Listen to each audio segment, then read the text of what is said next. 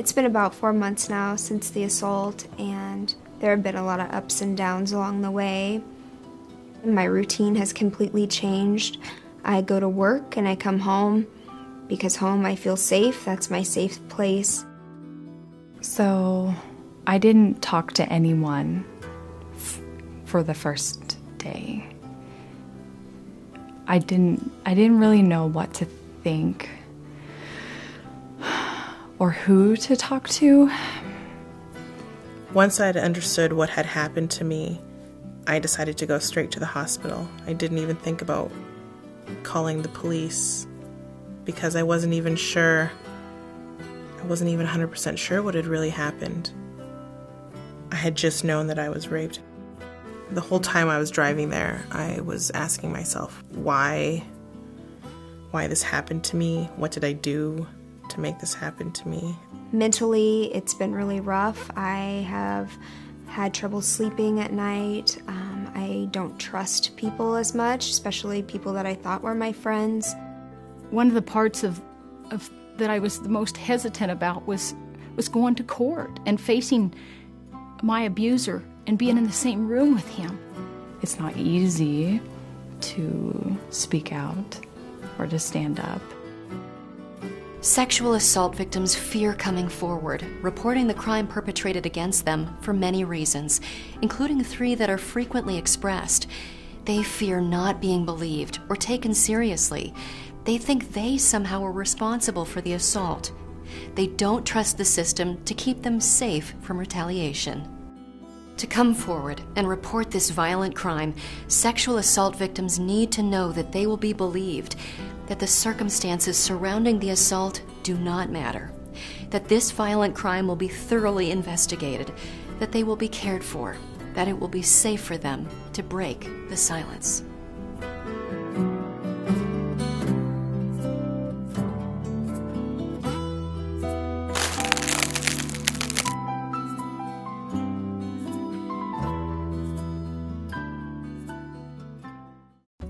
About every 2 minutes, someone in the United States, either female or male, is sexually assaulted. That's nearly 210,000 persons every year, more than the population of St. Paul, Minnesota. Throughout America, nearly 1 in 5 women and 1 in 71 men have been sexually assaulted at some time in their lives. In Indian country, the problem is even more acute. I'm sure that a lot of people have heard a lot of the statistics regarding Native Americans. 1 out of 3 Native American women will experience sexual violence in her lifetime. We do see it in families across generations. Happens to a grandma, to a mom, to a grandchild. And the perpetrator is a grandfather, a father, a brother, a cousin. And when that occurs, a lot of the times what we see is a lot of pressure coming from large families on the victim to not report, to have other people in the communities not believe her story. So victims go through a really traumatic experience when disclosing their victimization. Sexual assault frequently is a case of horribly violated trust. It's not easy hearing about victims' physical and emotional trauma. Well, it happened about, about 4 months ago. It's been over time that I've noticed more and more that I'm having trouble sleeping, and I feel constantly scared. Tragically, victims rarely report sexual assault. Perpetrators seldom go to prison. Only 3 out of 100 offenders spend time behind bars. It may seem astonishing that the victims of a cruel, violent crime frequently do not report it to police. But the nature of the crime, the shame and self-blame, community and family dynamics and values, or the prior relationship between perpetrator and victim often keep the victim from reporting. The victim of a sexual assault may feel partly responsible for the assault, or fear that they'll be the object of rumor or scorn, or even accused of being at fault. People they question, well, how did you get into that? Or what were you wearing? Or what did you do to provoke it? So it seems better just to, not talk to other people. She may have been impaired by alcohol or drugs when the assault occurred and not remember details or fear legal repercussions. The victim may be afraid she won't be believed or feel that police will be biased against her. The victim may want to protect the assailant, especially if that person is a family member. Victims sometimes fear social alienation or rejection by others. They may fear the legal process and the justice system. A victim might not report a sexual assault for reasons as simple as believing the assault is a personal matter that doesn't need legal intervention. I was really a wreck, and when I arrived to the hospital, the nurse let me know that I could get the exam done without having to decide if I was going to talk to the police or not. Kelly, she was the advocate assigned to me, was really good at letting me know my options surrounding the exam, whether I wanted it or not, whether I wanted to report or not. Whether a victim reports a sexual assault, one thing is certain. She often suffers profound consequences. Survivors may experience the symptoms of post-traumatic stress disorder, flashbacks, sleep or eating disorders, or depression. I feel constantly scared, and wherever I go, I feel like I'm always looking to see if I'm safe. One thing is certain. When sexual assault is not reported, it serves to help perpetuate the violence. As heinous as sexual assault is, it continues to be difficult to prevent and prosecute. However, across America, communities are taking powerful action to combat sexual assault and its consequences. They're waging a comprehensive effort that provides victims with services and support while increasing the likelihood of identifying, arresting, and prosecuting perpetrators. To attack the crime of sexual assault, communities are developing and operating sexual assault response teams, referred to as a SART. I think this chart is a good illustration of where we've been and where we're going. For this Kearney, Nebraska sexual assault response team, the number of cases reported and successfully prosecuted over the past 3 years has steadily increased. And at first it scares you that we're seeing the increases, and in many places people would be concerned that that would be a problem, instead of recognizing that we're seeing that increase in numbers because victims are more comfortable coming forward and asking for help because they know they're going to get that coordination of services.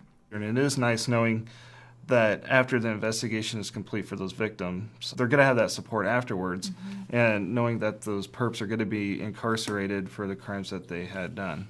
A sexual assault response team brings together professionals from disciplines on the front lines of responding to sexual assault. Their purpose is to focus and coordinate everyone's efforts. Police officers, victim advocates, prosecutors, sexual assault nurse examiners, and representatives from crime or forensic labs collaborate to intervene and care for the sexual assault victim and to investigate and prosecute the crime. It's nice to have a cohesive team that's working so well, and what I'm really seeing is that as we all get on board, we're having better evidence that's getting collected, and so that makes my job a lot easier.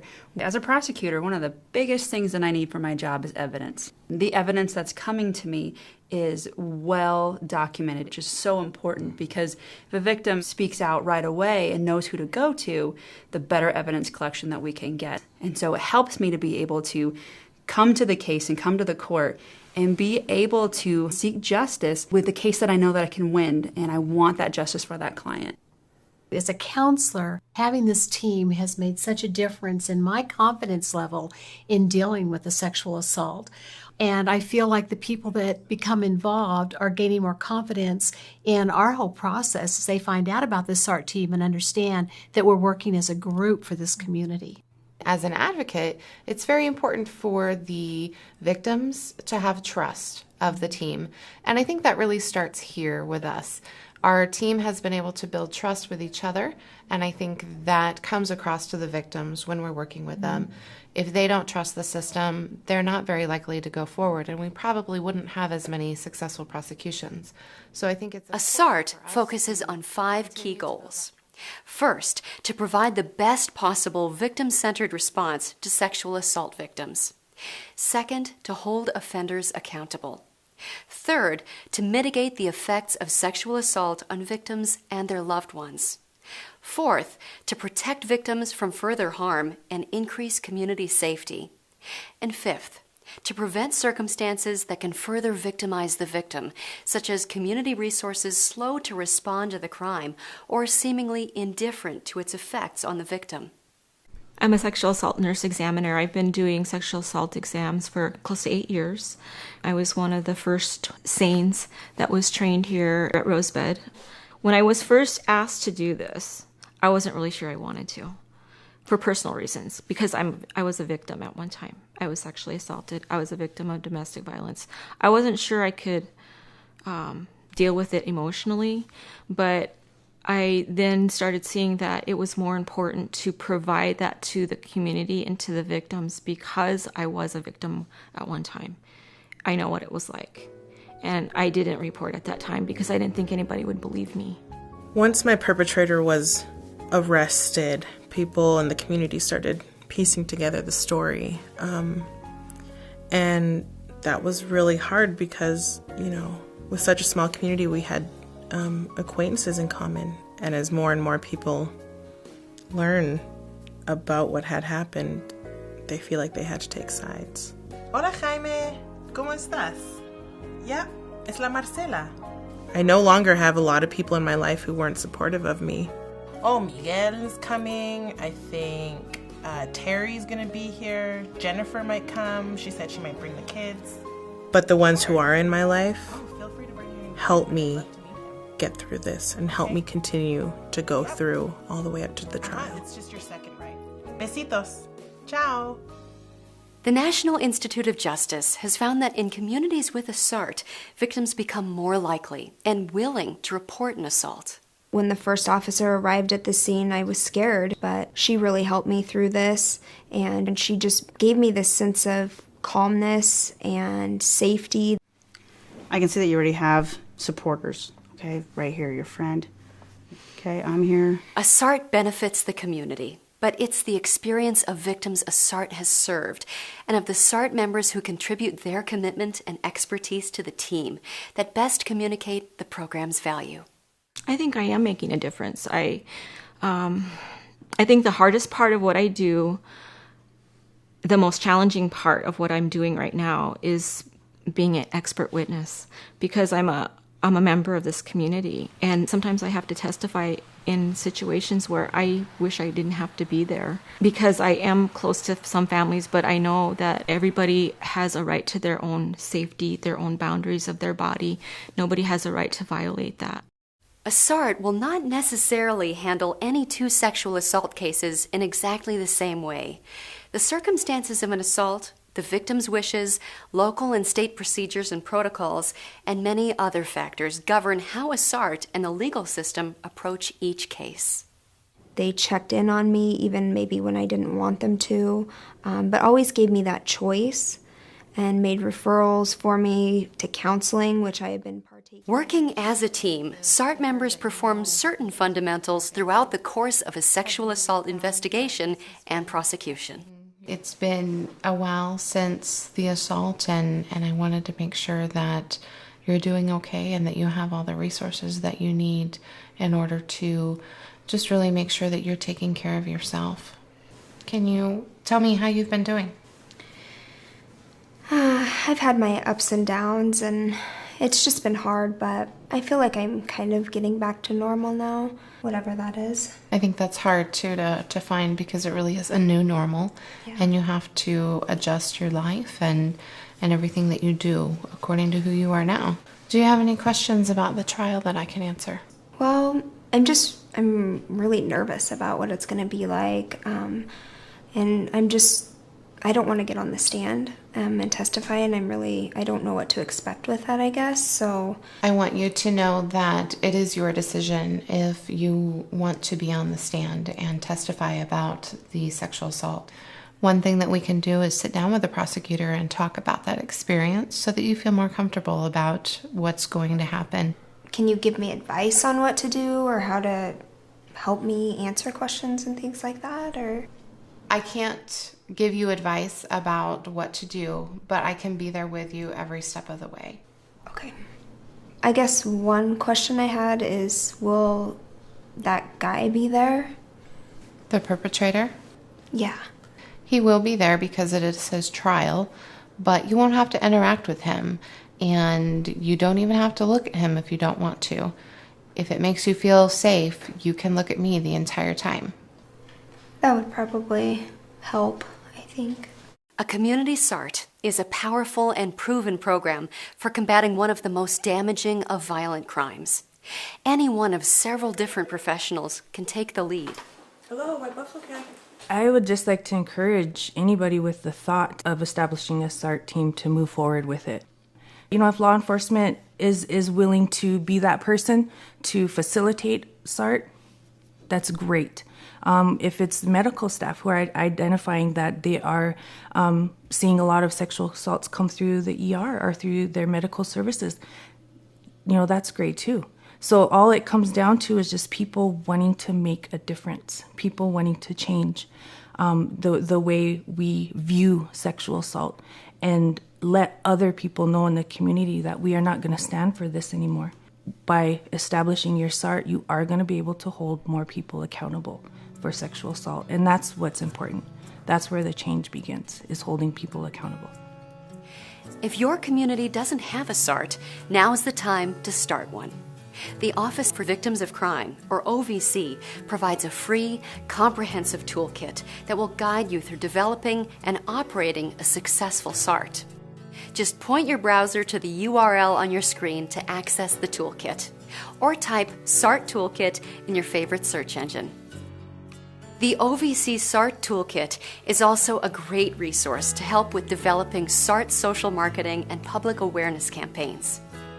The Office on Violence Against Women has partnered with the Tribal Law and Policy Institute to provide a SART development resource guide for tribal communities that want to start and operate a SART. Download the guide at tribal-institute.org. Your state may also offer guidance and assistance for developing a SART. Check with your state's Attorney General's office or other state-level judicial or law enforcement agency. The sexual assault rate in this country remains far too high. In fact, even one sexual assault in a community is an assault on the entire community. It needs to be vigorously investigated and prosecuted. The victim thoughtfully and thoroughly cared for. A sexual assault response team is a proven tool for aggressively addressing the crime of sexual assault and caring for the victim. If your community doesn't have a SART, start one. If you have one, promote it. Make the community fully aware of what the SART is and how it works so that everyone, and especially sexual assault victims, both actual and potential, understand that they are not alone and not on their own. Help break the silence that too often surrounds and perpetuates sexual violence. Let your voice be heard so that a victim's voice can and will be heard.